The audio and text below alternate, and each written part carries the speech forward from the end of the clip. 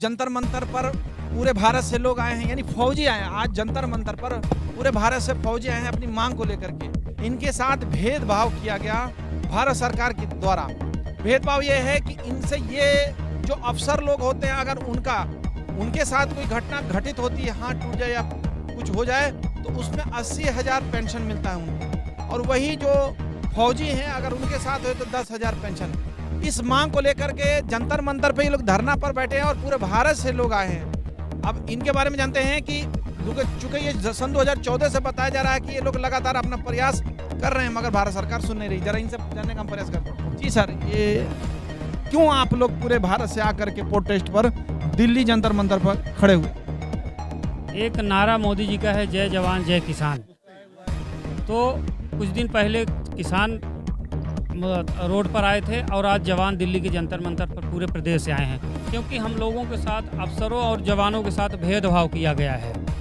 इसलिए हम पूरे प्रदेश से यहाँ पर दिल्ली पर जंतर मंतर पर धरने पे आए हुए हैं। आप लोग सरकार से क्या मांग? सरकार से मांग है हमारी कि जो हम सर्विस करते हैं, सेना में जब रहते हैं, जो गोली लगती है तो अफसर और जवान देख के नहीं लगती है। गोली पहचानती नहीं किसी को। अगर उनकी डिसेबिलिटी होती है, हाथ पैर टूटता है, तो उनको 80,000 पेंशन और जवानों को 10,000 पेंशन। ऐसा भेदभाव क्यों? और हमारी जो वीर नारियां हैं, विधवाएं हैं, तो उनकी जो वीर नारियां होती हैं, अफसर शहीद होते हैं तो उनकी 1 लाख पेंशन। हमारी जो वीर नारियां जवान की होती हैं तो 20,000 पेंशन। ऐसा क्यों भेदभाव किया जा रहा है जवानों के साथ में? मिलिट्री सर्विस पे हो गई, सेना में नौकरी वो अफसर भी करते हैं, सेना में नौकरी जवान भी करते हैं, तो उनकी मिलिट्री सर्विस पे 20,000, 80,000, 50,000, हमारी 10,000, 15,000, 5,000, 3,000। ऐसा क्यों? जवानों के साथ भेदभाव किया जा रहा है सरकार के द्वारा। भेदभाव के खिलाफ आप लोग आवाज उठा रहे हैं। हम निरंतर यहाँ धरना प्रदर्शन कर रहे हैं। हमारी सरकार के पास हमारी मांग, सरकार जो हमारी मांग सुने। रक्षा मंत्री से मुलाकात की आप लोग? इसके पहले 3-4 बार रक्षा मंत्री से मुलाकात हो चुकी है, लेकिन सिर्फ झूठा वादा किया गया है, ठगा गया है जवानों को। वादे किए जाते हैं लेकिन ग्राउंड में कुछ और है और सोशल मीडिया में कुछ और है। यानी रक्षा मंत्री आपकी बातें नहीं सुन रहे हैं। ना रक्षा मंत्री सुन रहे हैं, ना मोदी जी सुन रहे हैं। लगातार कितने सालों से आप लोग प्रोटेस्ट? 6 साल हो गया, 8 साल हो गया।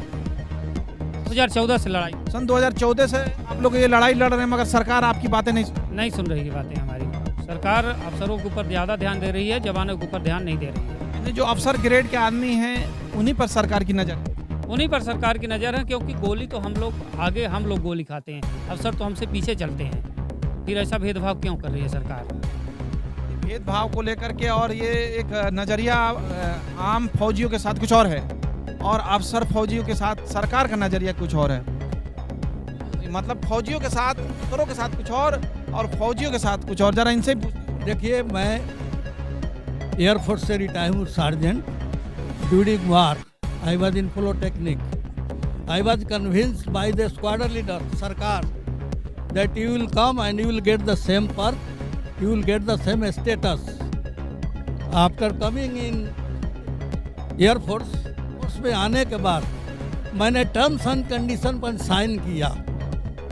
मेरे को विश्वास हो गया कि मेरा जो क्वालिफिकेशन है, जिस टर्म एंड कंडीशन में मैं भर्ती हो रहा हूँ, वो टर्म एंड कंडीशन मेरे को दिया जाएगा। तो क्या हुआ, वो टर्म कंडीशन में भरा। उस समय मैं पूछा मेरे को पेंशन क्या मिलता हो। उस समय कैबिनेट मीटिंग सेक्रेटरी के द्वारा वो पेंशन बहाल किया जाता था और हर बैच का अलग पेंशन होता था, क्योंकि हमेशा फौज में उस समय जाना डायरेक्टली देखने के बाद कि हमेशा फौज में टर्म एंड कंडीशन में बहाल होता है। उस समय 62 की लड़ाई के बाद हम वकाले पॉलिटेक्निक छोड़े इंजीनियर, और सुनिए, जब हमने देखा कि उस समय sergeant and flight sergeant, they are senior SNCO, उनके हाथ में सारा मैनेजमेंट होता था। जब मैं सार्जेंट की पढ़ाई पढ़ लिया, मैं पास हो गया, तो पता चला कि we are sent back to the digression. मैं हमको वर्कर बना दिया।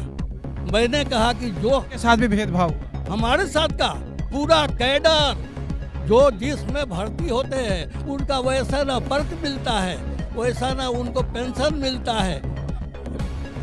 हम लोगों का पॉइंट यही है कि जो भी विसंगतियां हैं वो सरकार दूर करे, इक्वल एमएसपी दे, ऑफिसर्स और बिलो ऑफिसर रैंक एमएसपी बराबर दे, डिसेबिलिटी पेंशन बराबर हो, विधवा पेंशन जो है वार विडोज हैं उनकी पेंशन बराबर हो, है? ये नहीं कि अलग ओआर के लिए अलग हो और ऑफिसर्स के अलग डिसेबिलिटी पेंशन हो, अलग विधवा पेंशन हो। अच्छा सर, ये बताइए, फौज जब आगे तो फौज रहती है, अफसर पीछे रहते हैं, तो सीने पे गोली फौज के लगती है। नहीं, ऐसा नहीं, मरने वाला अफसर भी होता है। हम ये नहीं कहते कि नहीं अफसर नहीं मरता है, अफसर भी मरते हैं, सब मरते हैं। गोली किसी की सगी नहीं है। ये नहीं देख के आएगी कि अफसर को लग रही है या जवान को लग रही है। लाइफ चाहे अफसर की हो चाहे जवान की हो, एक ही है। हमारा निवेदन इतना है सरकार से कि जो भी हो बराबर हो। मरने वाला एक जवान भी, लाइफ उसकी वही उतनी कीमती है जितनी एक अफसर की है। विसंगतियों को दूर करके सरकार अपना अगला कदम उठाए, बस इतना हमारा निवेदन। जैसे कि आप सुन रहे हैं कि शहीद होता है तो उसके साथ भी वही व्यवहार किया जाता है, 80,000 उनको पेंशन मिलती है, और आम फौजी जब सीने पे गोली लगती है आम फौजी के, तो उसके साथ भी वही